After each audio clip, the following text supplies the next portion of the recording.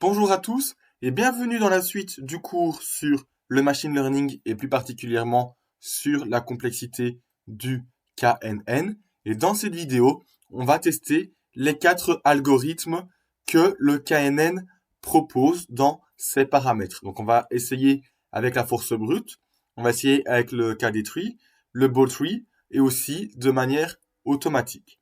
Alors ce qu'on va faire, c'est qu'on va créer des données fictives et on va faire le test sur ces données. Et on va regarder le temps de calcul pour chaque méthode et on verra la puissance pour les différents algorithmes. Alors, première chose à faire ici, ça va être d'importer les librairies qu'on va utiliser. On va tout d'abord importer ici matplotlib.pyplot.splt pour faire un graphique. Et ensuite, on va créer nos données. Donc, on va utiliser ici la librairie makeblobs qui vient de sklearn.dataset. Donc, on va créer nous-mêmes une base de données. Et donc, on va utiliser la fonction makeblobs, avec ici, on va choisir 50 000 points. On va avoir deux centroïdes. Ça veut dire que les points vont être séparés ou en tout cas regroupés autour de deux centres. Les points auront deux caractéristiques, donc x1, x2, et le random state est mis à 0, et on place ça dans le x et le y. Et ensuite, on peut faire un graphique. Donc, selon l'axe des abscisses, ça va être la première caractéristique. Et selon l'axe des ordonnées, ça va être la deuxième caractéristique. Et on va séparer ici les points en fonction de leur label attribué. Donc, si on regarde ici, on a le graphique avec les 50 000 points. On peut voir qu'ils sont groupés autour de deux centres. Bien entendu, il y a des données qui sont un peu du bruit. C'est pas grave, on pourra avoir la puissance ou utiliser la puissance de l'algorithme si on le souhaite. On peut voir qu'on aura en tout deux labels. Donc, on a bien ici deux centres, donc deux labels. Le Y qui vaut 0 et le Y qui vaut 1.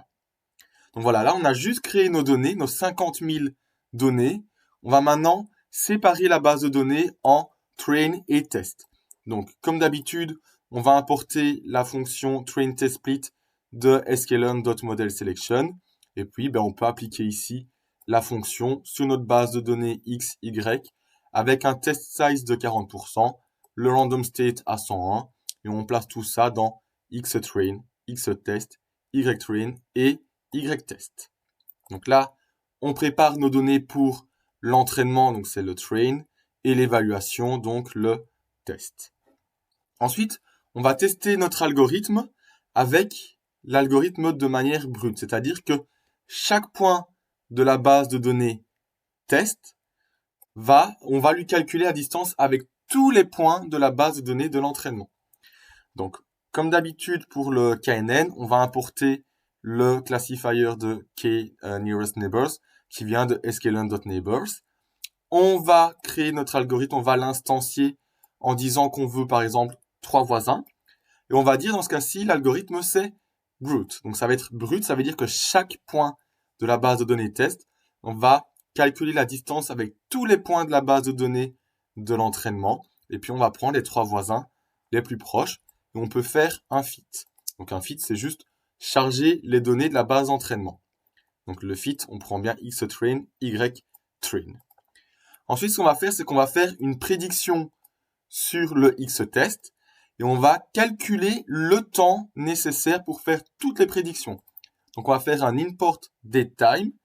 On va avoir le start, donc c'est le temps, donc le datetime.now, donc c'est le temps à ce moment-là lorsqu'on lit la commande. On va mettre ça dans la variable start. Ensuite, on lance la prédiction et puis on va faire à nouveau un datetime.now qu'on va placer dans end. Donc ça va être le moment à la fin des prédictions. Et puis on va faire un print de end moins start. Donc on va voir la différence entre le temps à la fin et le temps au début. Donc on peut lancer cette commande-là. Cette commande-là prend quand même quelques secondes. Et donc l'objectif ici du start et du end, c'est de mesurer le temps avant la prédiction, mesurer le temps après la prédiction, et puis on fait la différence entre les deux. Et on peut voir ici que ça a pris environ 10 secondes. Maintenant, on va faire la même chose. Donc, on va prendre exactement les mêmes lignes, sauf que au lieu d'avoir l'algorithme à brut, on va prendre le ball tree. Donc, on peut lancer ceci. On peut lancer l'algorithme ici. Et on peut voir que dans ce cas-ci, ça prend moins d'une seconde. Donc, on peut voir que le fait de passer en ball tree, on gagne presque 90% du temps, voire plus. Donc, on peut voir que le fait d'utiliser le ball tree, ça permet d'économiser pas mal de temps. On peut faire la même chose avec le KD tree ici. Donc, c'est exactement les mêmes lignes, sauf que j'ai juste changé ici l'algorithme et je l'ai mis en KD tree. Donc, on le lance ici. On peut voir que là, ça prend encore moins de temps que le ball tree. Donc, ça prend presque, on va dire, un tiers du temps en moins. Et donc, on va essayer maintenant avec l'option auto. Donc, si on lance ceci, là, il ne précise pas quel type d'algorithme il choisit. Mais par contre, on peut voir qu'il prend plus ou moins le même temps que le KD tree. Donc, normalement, il aurait choisi la meilleure option, c'est-à-dire l'option du KD tree. Donc, quand on choisit l'algorithme à auto, l'algorithme choisit lui-même la meilleure ou le meilleur paramètre parmi le KD tree, le ball tree et le brut. Et on peut voir que il a bien fait son travail, donc on a bien un temps qui est le minimum par rapport aux 3 qu'on avait eu là au-dessus. Donc on peut voir que le fait de changer ou de passer de brut à ball tree ou KD tree, ça permet de gagner énormément de temps, surtout lorsqu'on a des grandes bases de données au niveau de l'entraînement. Ça va réduire le temps de calcul.